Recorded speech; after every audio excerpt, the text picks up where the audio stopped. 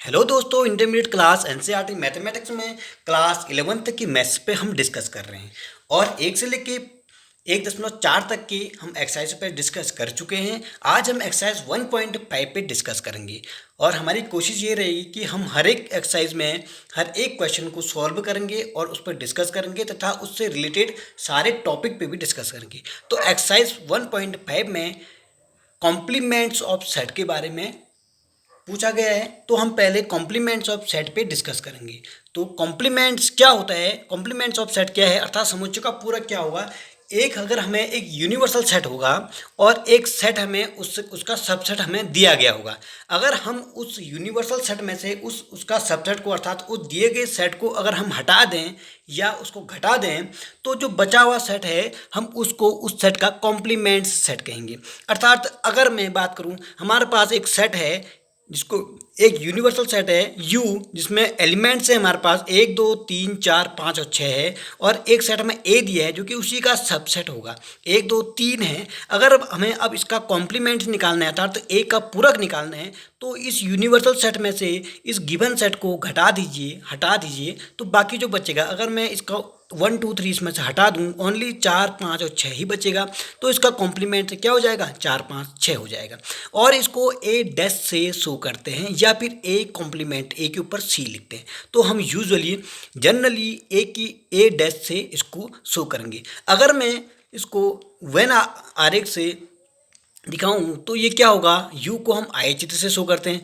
एक सेट हमारे पास A होगा। अगर मैं इस यूनिवर्सल सेट में से इस A को अर्थात इस वृत्त को हटा दूं, जो बाकी ये छायांकित भाग है, यही हमें कॉम्प्लीमेंट मिलेगा। अर्थात अगर इसका वेन आरेख क्या होगा, इस छायांकित भाग जो कि इस यूनिवर्सल सेट में से A को माइनस कर देंगे, तो ये बचा हुआ सेट जो छायांकित भाग है यही हमारा A डैश होगा, अर्थात इसका कॉम्प्लीमेंट ही होगा। आई होप कि समझ में आ गया होगा। अगर एक बार मैं इसकी डेफिनेशन की बात करूं, यदि समुच्चय ए सार्वत्रिक समुच्चय U का एक उप समुच्चय है, ए भी U का सबसेट ही होगा। यदि ए सार्वत्रिक समुच्चय U का उपसमुच्चय हो तो A का पूरक U के सापेक्ष वह समुच्चय होगा जिसके अवयव U में हो लेकिन A में नहीं हो। अर्थात A के एलिमेंट नहीं होने चाहिए, U में से A को माइनस कर दीजिए तो हमारा A का कॉम्प्लीमेंट सेट प्राप्त हो जाएगा। ए के पूरक को ए डैश से प्रदर्शित करते हैं। आइए आप इसका थोड़ा कुछ प्रॉपर्टीज पे डिस्कस करते हैं। तो ए यूनियन बी क्या हो जाएगा, sorry, A union A dash, A union A dash. Union का मतलब होता है सम्मिलित अर्थात यूनियन। अगर मैं ए में से ए के कॉम्प्लीमेंट्स को ऐड कर दूं, उनका उसका यूनियन निकाल दूं, तो यूनियन ही होगा, मतलब यूनिवर्सल सेट ही प्राप्त होगा। दूसरा, A union A intersection A dash. अगर मैं ए डैश में से ए का इंटरसेक्शन निकालूं, अर्थात ए कॉम्प्लीमेंट्स में से ए का इंटरसेक्शन निकालूं, तो कोई भी एलिमेंट नहीं होगा, क्योंकि इंटरसेक्शन का मतलब होता है कॉमन, तो इनमें कोई कॉमन होगा ही नहीं। तो ये क्या मिलेगा, हमें एम्प्टी सेट मिलेगा।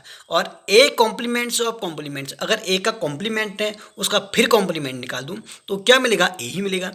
फोर्थ है प्रॉपर्टी है इसकी, यूनिवर्सल का कॉम्प्लीमेंट। अगर यूनिवर्सल में से खुद यूनिवर्सल सेट को घटा दीजिए, खुद में से खुद घटा दीजिए, तो क्या मिलेगा, कुछ भी नहीं मिलेगा, अर्थात 5 मिलेगा। इसी प्रकार U 5 डैश क्या हो जाएगा, यूनिवर्सल हो जाएगा, अर्थात U हो जाएगा। अगली बात करते हैं इसको, इसका अगला प्रॉपर्टी अगर हम लिखें तो ये हो जाएगा ए यूनियन बी डैश।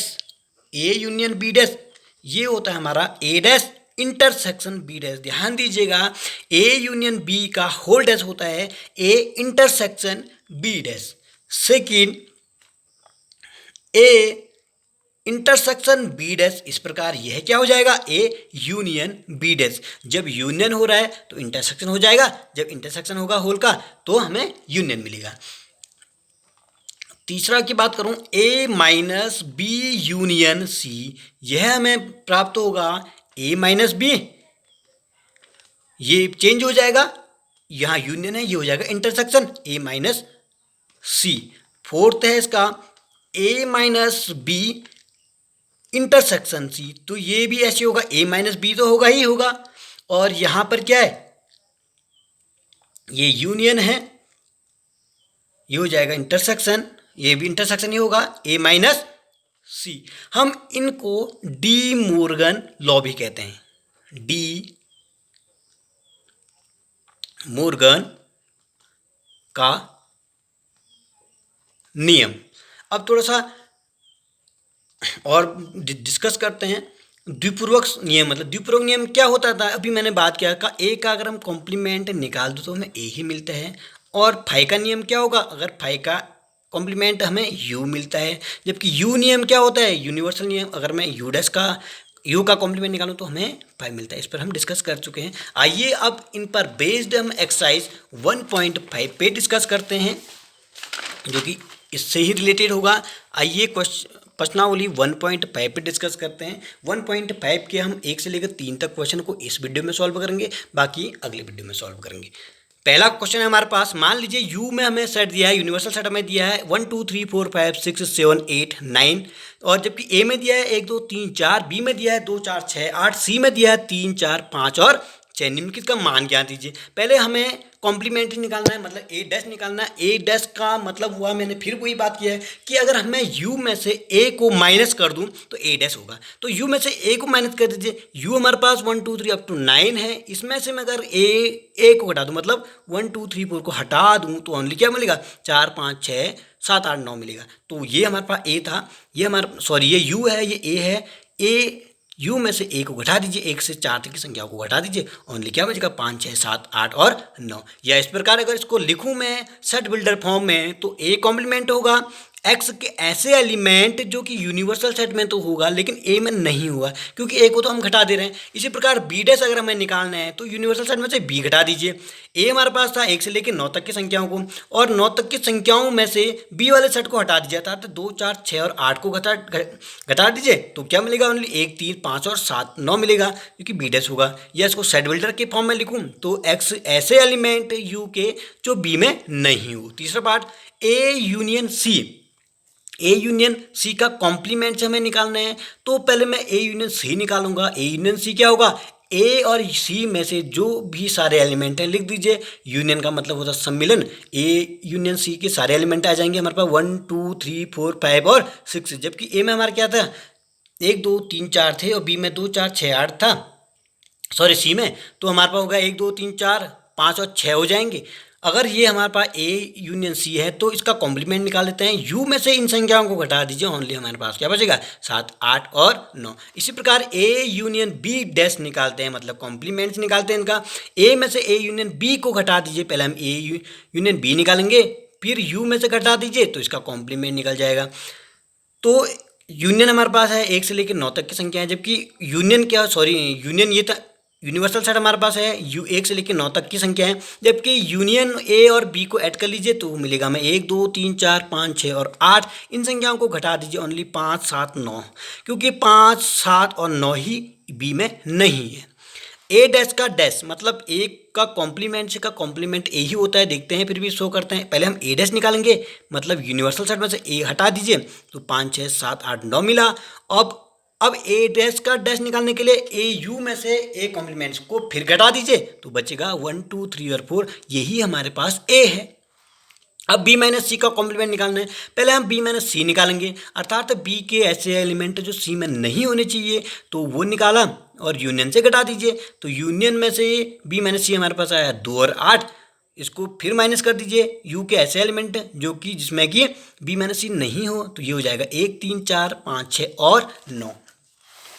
आइए क्वेश्चन नंबर सेकंड की बात करते हैं। सेकंड में हमें दिया है, ये यूनिवर्सल सेट दिया है A B C D E F G और एच। तो निम्नलिखित समुच्चयों का पूरक ज्ञात कीजिए। पहले हमें ए का निकालना है, ए बी सी। यूनियन में से ए बी सी को घटा दीजिए तो क्या हो जाएगा आपका डी ई एफ जी और एच, क्योंकि ए बी सी को हटा देंगे, ये ए बी सी था तो ये मिला एक्स के ऐसे एलिमेंट यू में होने चाहिए जबकि ए में नहीं होने चाहिए। इसी प्रकार इसका कॉम्प्लीमेंट निकालना था सेट बी का, जिसमें डी ई एफ जी एच डी ई एफ और जी है। इसका कॉम्प्लीमेंट में डी ई एफ और जी को हटा दीजिए यूनियन में से, अर्थात अगर डी ई एफ और जी को हटा देते हैं तो क्या बचेगा, ए बी सी और डी बचेगा। इसी प्रकार तीसरा है सी ए सी ई जी है, ए सी ई जी को हम हटा देते हैं तो ओनली बी डी एफ और एच बनेगा, मतलब तो यू में से हमने सी घटाया। डी में है एलिमेंट एफ जी एच और ए है, तो इसका कॉम्प्लीमेंट क्या हो जाएगा, इन संख्याओं को घटा दीजिए, ओनली बचेगा बी सी डी और ई। आइए नेक्स्ट क्वेश्चन करते हैं।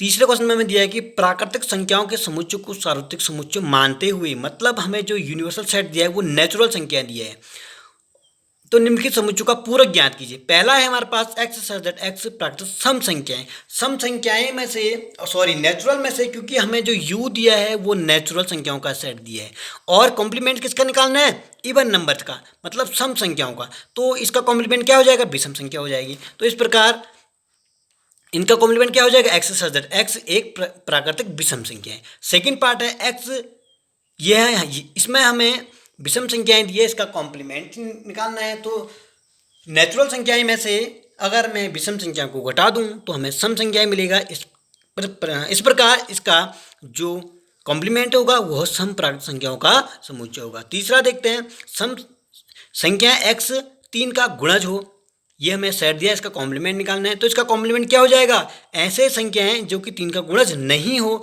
X such that x is belong to natural number और 3 का गुणज नहीं हो।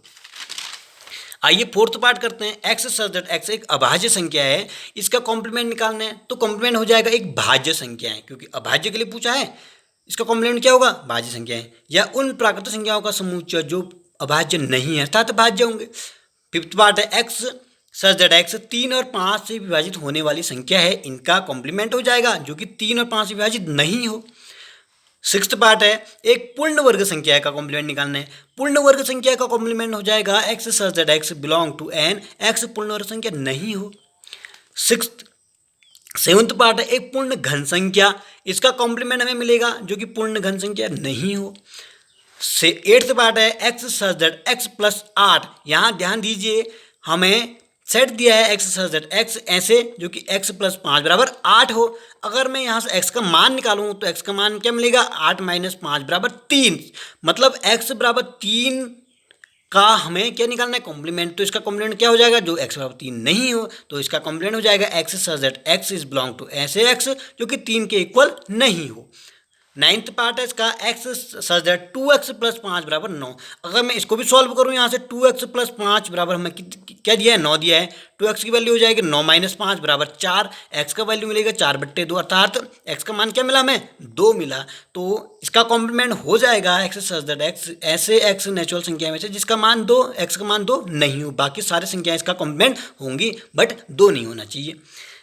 10th पार्ट है एक्स सच दैट एक्स ऐसे एक्स नेचुरल संख्याएं होनी चाहिए जो 2x प्लस 1 ग्रेटर देन 10। अब इसको भी सॉल्व करते हैं, 2x प्लस 1 ग्रेटर देन 10, यहाँ से 2x की वैल्यू निकाल देते हैं तो हमें 9 मिला, तो x की वैल्यू हो जाएगी ग्रेटर देन 9/2, 9/2 ये इसकी वैल्यूज है, तो इसका कॉम्प्लीमेंट क्या हो जाएगा, x लेस देन 9/2, तो ऐसे x जो कि नेचुरल संख्या से लिए गए हैं, लेकिन कैसे होने चाहिए वो x लेस देन 9/2, क्योंकि इसका कॉम्प्लीमेंट निकालना था किसका, x ग्रेटर देन 9/2, जो कि कॉम्प्लीमेंट हो जाएगा x less than 9/2। 11th part है x such that x greater than equal to 7 का कॉम्प्लीमेंट निकालना है, इसका उल्टा कर दीजिए अर्थात घटा दीजिए, x such that x is belong to N, x less than 7, पूछा क्या था, x greater than equal to 7 का कॉम्प्लीमेंट, तो इसका कॉम्प्लीमेंट क्या हो जाएगा, एक्स लेस देन 7। तो इस प्रकार कॉम्प्लीमेंट के क्वेश्चन हमने किए। अगले वीडियोस में हम इससे आगे के क्वेश्चन को डिस्कस करेंगे। दोस्तों अगर आपको मेरी वीडियोस पसंद आती है please like share and subscribe अवश्य कीजिएगा, और साथ ही बेल आइकन को भी प्रेस कीजिएगा जिससे आपको मेरी आने वाली वीडियोस का नोटिफिकेशन मिलता रहे। Thank you.